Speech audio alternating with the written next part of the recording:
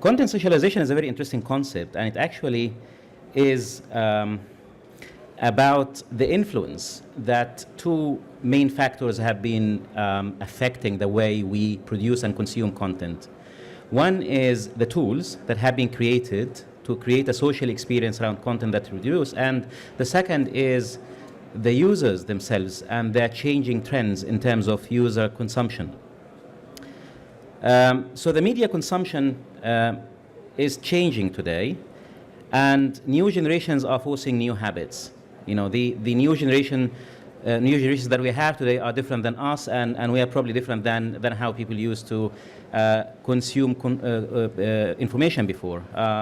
Multitasking is one key aspect of how people consume content, and people are nowadays not content with having a linear experience. It's not about reading a newspaper, an article from A to Z. It's about doing a number of things at the same time and consuming it all in a gestaltic way. And the revolution started in the Middle East by what we call the open sky revolution, you know, as or the open sky era, عصر السماوات المفتوحة, as we say. And it's about the way that satellite TV has opened up all the area to a new mode of consumption where the control is less, but still the message was coming from one direction to the masses. It was one way. And the revolution, starting with this open sky era, as we call it, extended to how the internet also started breaking barriers, not just barriers and boundaries of geography, but also barriers and boundaries of cost, because information producers today are not as influential as information producers in the past. In the past, people tended to be able to disseminate information to the masses because they have the means of creating a publishing house, a TV channel, a radio station. Today, you don't need any of that. You need internet access, a couple of dirhams here and there. You sit in a coffee shop and you create your content. And that new experience is becoming a deeply personal experience, a digital experience and a personal experience. And I mean, I don't know if you have experienced this before. I mean, I don't know how many of you use the metro here in Dubai, but in London, where I used to live, there was a very interesting phenomenon. You know, whenever you have a newspaper and you start reading it, you start feeling that people around you are reading what you are reading, you know. And it becomes even more peculiar if they have newspapers as well. So everybody has a newspaper, but they tend to want to read yours. And I tended to do the same thing, actually. And it just, you know, gives you the impression that people are really interested in you being an editor. It's not just about content that is given to me, but it's content that my peers are reading, content that others are interested in reading as well. And that sometimes can become much more compelling than the content that we create for people. So your friends now are becoming your new social editors. And that concept has forced us actually to redesign some of our pages. In the very near past, we had some modules in which we select for readers what they should read from the rest of the network. So you are on a page reading a story, and you have something there called the editor's choice. But we started finding out that actually people are much more interested in seeing what others are reading than they're interested in reading what we propose to them. So we moved that module down, and we put another module up, which is the module that we call the Yahoo Social Bar. And the Yahoo Social Bar is around linking you with your peers that you have in your own network on Facebook and seeing what they are seeing at the same time when they consume content on Yahoo. So that's you logging in. And by the way, this is optional. So you always have the ability to choose whether you turn this on or off, because sometimes I would want people to read what I'm reading, and sometimes probably I wouldn't want to do that. So you turn it on, and then immediately you start seeing your network of peers who are on the network and who are also consuming content that you have on Yahoo. So here they are. And as soon as you hover or click on the mouse, you'll start seeing what they have read. But not only that, you can also start seeing the social content that they produce. These are their comments on the content that they have been reading on the network that you are on. And that, we discover, is a very strong driver for engagement around content that we create. And it drove consumption on the network and engagement also to a much higher level than how it was before. And as I said, it's a very important aspect here is to protect your navigation patterns and your habits. So you always are reminded that this social bar is on or off, and whether you would want to continue having it on or off is going to be an option that will be set to you.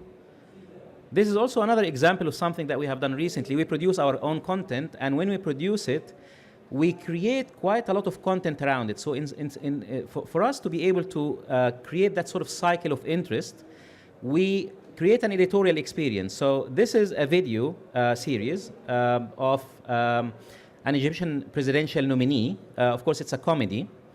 And when we create it, part of the design that we have for this show is how we are going to distribute that on the network. So not just by exposing it on the video part of the network, but also by creating editorial content and by creating engaging discussions in our forums. And that in itself will help socialize the content, will help create content around the content that we produce, because what we see on daily basis now is that people are not just interested in getting the content itself, they are interested in consuming the experience around the content. And if you see below, you will see that this particular piece has been shared, I don't know how many thousands of times, within the span of a day or two.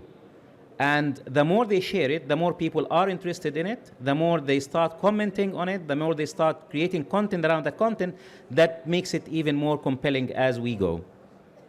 So that is how we envisage the creation of content and the socialization of it. And that's one aspect when we look at one platform, which is the desktop.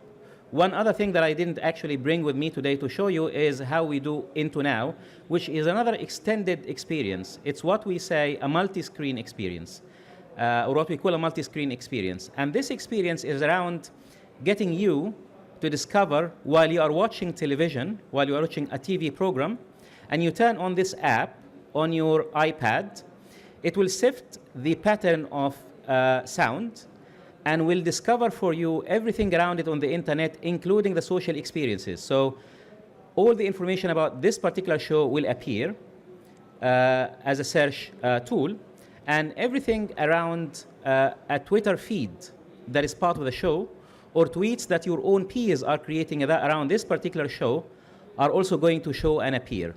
So it's extending the experience from the TV channel into another platform that you're not consuming the content directly on, but you're consuming it on another mobile device. Thank you very much. Very much, Mr. Sokkari.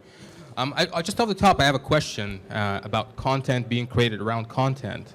And I'm wondering what the Arabic versus English divide in the region, and all these different companies like Yahoo have been talking a lot about Arabic content and the importance of Arabic content. How are you finding Arabic content that is created around content?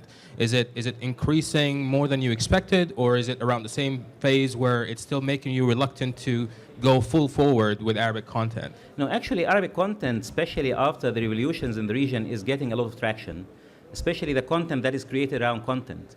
And the idea of having these extended experiences from one particular platform like TV into mobile devices came in part from how people are consuming content these days in the Middle East. If you have a Twitter account and you are following certain peers on the Twitter sphere, you will notice that during certain times and around particular shows, let's say Amr Adib is on television, or any of the talk shows, Turki Dakhil, you will see activities around the particular show on the Twitter sphere. So people are creating content all the time by commenting on it, by being critical of it, by doing some research to verify some of what's being said. So it's part content that they create in terms of views and perceptions of the show, but also it's around content curation and sometimes research or content aggregation around this particular content. So if some facts have been mentioned, for example, you'll find immediately that people are verifying that and saying, well, actually, that is not true. Here is this link, and it actually proves that this has been said differently. So we're seeing quite a lot of traction around content being created around content in the Middle East in particular and in Arabic. Questions from our audience? No one has a single question for Yahoo Middle East? Oh, there you go. Hello. I just have one question. What's the revenue model that Yahoo adopts other than the regular advertising? or what's coming in for the future? And you said that we will have content that will be created around content. This content is owned by who? How would Yahoo envisage getting more revenue from this? We get our revenue mainly from display ads and from advertising experiences that we create around content. Now, our inventory is key in this, and the more interest you generate around the content that you have, the more streams that you get for video, the more page views that you get for content, and the more inventory that you create. So this social experience is not in itself the thing that you will be selling, but the interest that is creating around your content is what you are selling. So that in itself is a key driver for building a much bigger inventory than what you had initially. And that's how the revenue model will be working. So every investment that we have in socializing our content would reflect positively in terms of the inventory that we create and generate and expand. So we will still have the same model, but you will generate more traffic around this piece of content to sell better ads, right? It creates more interest in the content that we have, and also it recruits more users from social platforms to our network. Okay, was that satisfactory? Any other questions? Okay, well, I'll throw one at you. Oh, there we go.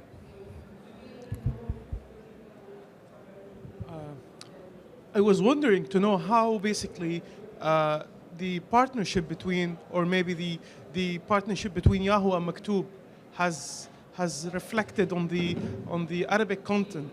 I remember when Maktoob was a completely Arabic website, and then the merge happened a few years ago. I just want to know what exactly happened afterwards. Okay, well, it's not a partnership. Maktoob is part of Yahoo now, so it's a Yahoo Maktoob Middle East. We are owned by Yahoo, and we are still operating in the Middle East around the same verticals that we had initially. Now, the difference, and I will give you some numbers in terms of audience, for example. When we were Yahoo, when we were Maktoob, it was about 26 million uniques, 28 million uniques a year.